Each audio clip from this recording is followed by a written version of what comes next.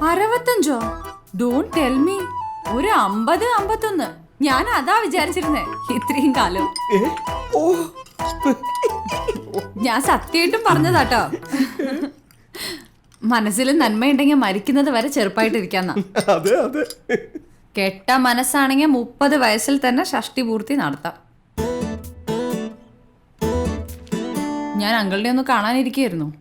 I need your help. Tell me dear. ഇവിടുത്തെ developments ഒക്കെ അറിഞ്ഞല്ലോ അല്ലേ? Sad situation. ഞാൻ നിങ്ങളെ ഉപദേശിച്ചു, ബട്ട് അത് വിട് അങ്കിൾ. സി, ഞാൻ ഈ ഫ്ലാറ്റ് വാങ്ങിച്ചപ്പോൾ അതിന്റെ വില എത്രയാന്ന് അങ്കിളിന് അറിയാലോ? 80 lakhs. അതിന്റെ മേജർ ഷെയറും എന്റെയാ. അത് മാത്രമൊന്നുമല്ല, ദാ ഈ കാണുന്ന കിച്ചൺ ഫർണിഷ് ചെയ്തു. ഇവിടുത്തെ furniture, paintings, glasses, bed, washing machine, ദാ ഈ ഡൈനിങ് ടേബിൾ, ഫ്രിഡ്ജ്, എന്തിന് ഈ കാപ്പിപ്പൊടി വരെ ഞാൻ പൈസ കൊടുത്ത് വാങ്ങിച്ചതാ. I know. അപ്പൊ മേജർ ഷെയർ എന്റെ ആവുമ്പോ ഇതിന്റെ ഓണർ ആരാ? സംശയം എന്താ? മോള്. ആന്നേ. ആന്ന്. എന്തോന്ന് കൊന്ന്? എടി, ഈ ഫ്ലാറ്റിൽ മേജർ ഷെയർ നിനക്കാ. ഏത് വകുപ്പില്? 40 ലക്ഷം. അതിൽ എന്റെ 40 ലക്ഷം നിന്റെ അപ്പന്റെ അബ്കാരി കള്ളപ്പണം കൊണ്ട് മേടിച്ചിട്ട് വളയും മാലയും കമ്മലും വിറ്റുണ്ടാക്കിയത് പോലല്ല.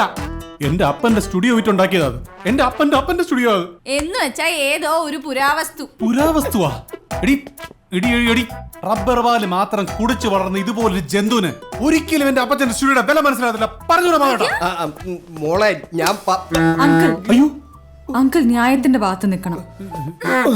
ഇയാൾ ഇവിടെ കിടന്ന് ഇനി ഉടക്കുണ്ടാക്കാൻ നോക്കിയാ ഞാൻ പോലീസിനെ വിളിക്കും. പിന്നെ മുംബൈ പോലീസിന്റെ അമ്മയുടെ മക്കളല്ലേ? എന്താ കാണണോ?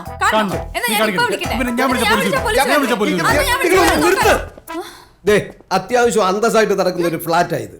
ഇവിടെ പോലീസിനെ പട്ടാളത്തെയൊക്കെ വിളിച്ചു വരുത്തിയാൽ ചിലപ്പോൾ നിങ്ങൾ രണ്ടുപേരും അങ്ങ് പുറത്തു പോകേണ്ടി വരും. പറഞ്ഞേക്കാം.